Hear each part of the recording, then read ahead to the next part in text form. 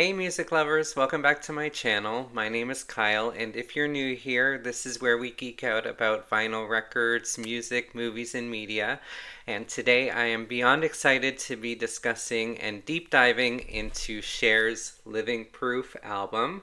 This album was originally released on November the 6th, 2001, but it only became available on vinyl last year in 2024. This album is an underrated gem in Cher's discography, so whether you're a lifelong Cher fan or you're just a little vinyl curious, there's a lot to unpack here. So let's drop the needle on it and get started. Let's start with the album cover. First off, Cher looks phenomenal in the photo shoot for this album, but nothing new there.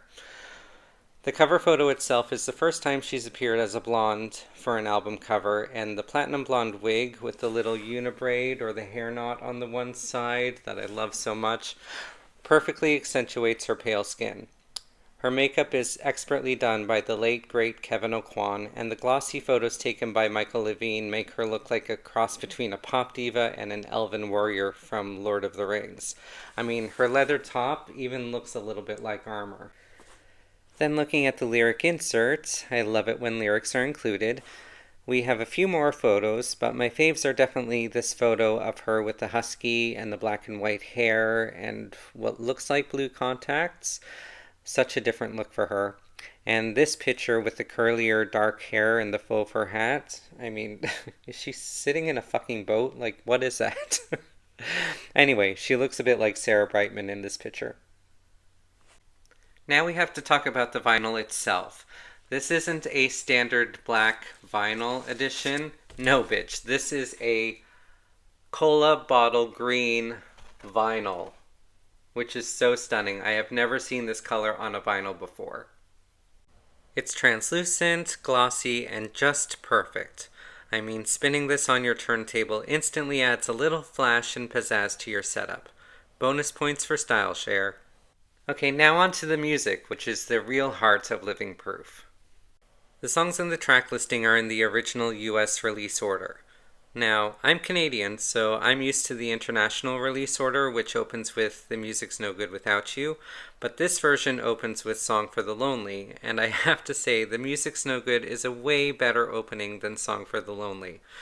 It has a much more intriguing sound, it's more futuristic, and it just grabs the listener's attention more because it's a sound that we haven't heard from her before.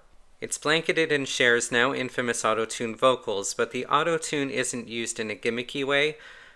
We'll get to gimmicks in a minute. It's more of a stylistic choice. Now, not to say that Song for the Lonely isn't a great track, because it is. It's an amazing upbeat single with anthemic lyrics about when heroes fall in love or war, they live forever. It's empowering and it's emotional. And she dedicates this song in the album credits to the courageous people of New York City. Remember, this album came out 2 months after the 9/11 attacks. Her vocals are so strong and driving on this song that I can't believe it didn't perform better as a single. I mean, it only reached number 85 on the Billboard Hot 100. Like, what the fuck, Billboard? Don't you know who she is? She's fucking Cher, bitch! I'm not going to touch on every song, but I just want to touch on a couple more highlights and lowlights. So, let's get into the highlights. Alive Again. This song is so good.